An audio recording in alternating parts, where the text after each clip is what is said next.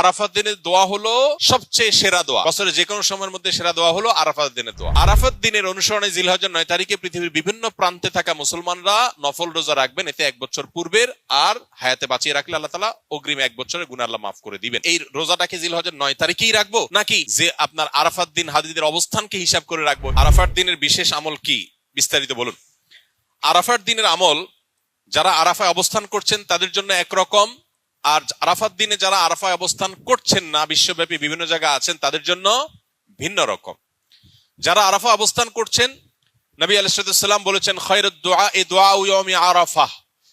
এই হাদিসের এই অংশটা যদিও আম, এখান থেকে আরাফাত দিনের দোয়াকে নবীজি বলেছেন আরাফাত দিনের দোয়া হলো সবচেয়ে সেরা দোয়া।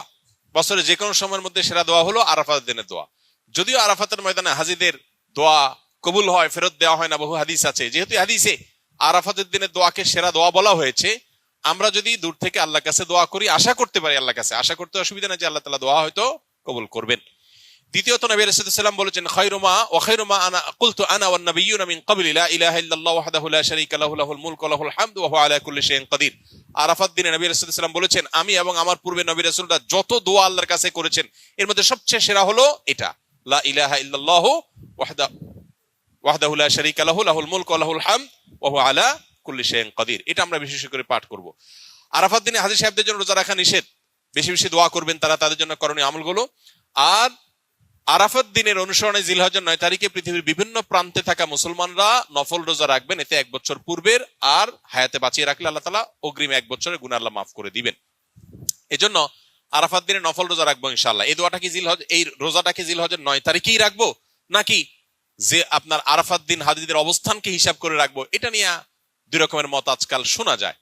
তবে আরাফাত দিনে হাজিরা অবস্থান করছেন হুবহু ওইটার সাথে মিল রেখে গোটা বিশ্বে আসলে ওই দিনে একই সময় রোজা রাখা এটা সব ক্ষেত্রে সম্ভব না, ভৌগোলিকভাবে এটা সম্ভব না। এই জন্য জিলহজের 9 তারিখটা যদি কেউ রোজা রাখেন ইনশাআল্লাহ বিদিনিল্লাহ তিনি এই ফজিলত এবং এই তাৎপর্য মাহাত্ম পেয়ে যাবেন, এবং এই মতটা অধিকতর সব দিক থেকে সমৃদ্ধ এবং যুক্তি সমৃদ্ধ। এই জন্য আমরা আরাফাত দিনে যারা আরাফাতের ময়দানে অবস্থান করছি না তারা রোজা রাখবো ইনশাআল্লাহ বেশি বেশি করে। আর জিলহজের 1 থেকে 9 তারিখ পর্যন্ত সবগুলো দিনই রোজা রাখতে পারলে আরো ভালো। তাহলে সেক্ষেত্রে ইখতিলাফ এবং মত পার্থক্যের আপনি এমনি উঠে গেলেন। সবগুলো দিনই আসলে রোজা রাখার চেষ্টা করা দরকার যদি তৌফিকে হয়।